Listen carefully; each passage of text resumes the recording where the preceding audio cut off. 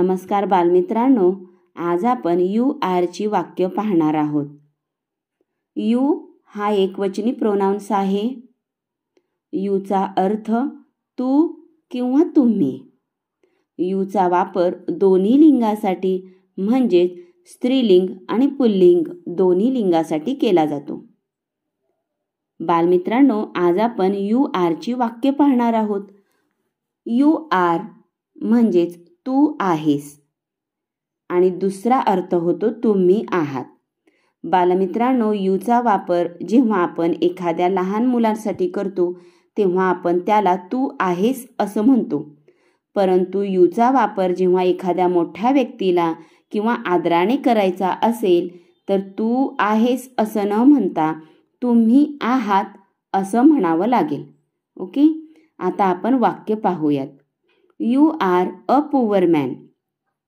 इंग्रजी वाक्य मराठीत बोलताना किंवा मराठीत भाषांतर करत असताना इंग्रजी वाक्यातील प्रत्येक शब्दाचा अर्थ माहीत असणे गरजेचे आहे। तर पहा, यू चा अर्थ तुम्ही, आर चा अर्थ आहात, ए चा अर्थ एक, पुअर चा अर्थ गरीब, मॅन चा अर्थ माणूस।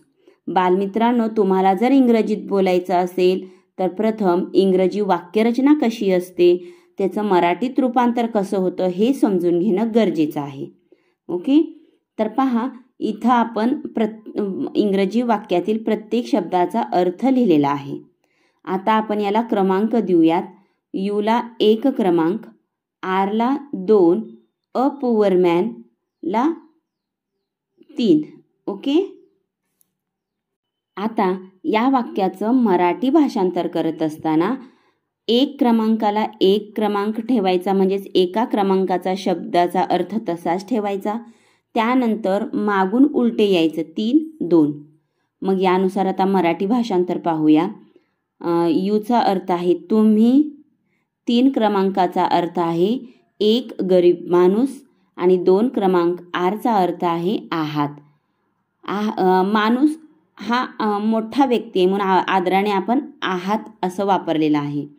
मराठी भाषांतर होईल तुम्ही एक गरीब माणूस आहात। ओके, आता पुढील वाक्य पहा। You are a clever boy. You चा अर्थ तू, आर चा अर्थ आहेस, ए चा अर्थ एक, क्लेवरचा अर्थ हुशार, बॉयचा अर्थ मुलगा। आता बॉय हा लहान मुलगा आहे म्हणून आपण आरचा अर्थ आहेस असा घेतलेला आहे। आता मराठी भाषांतर पाहूया। क्रमांक तत्पूर्वी क्रमांक द्या 1, 2, 3 आणि मराठी भाषांतर करत असताना 1, 3, 2। मराठी भाषांतर होईल तू एक हुशार मुलगा आहेस। ओके, आता पुढील वाक्य आपण डायरेक्ट भाषांतर पाहूया। You are a shy girl. तू एक लाजाळू मुलगी आहेस। You are a smart lady. तुम्ही एक हुशार स्त्री आहात। You are a strong man. तुम्ही एक बलवान पुरुष आहात।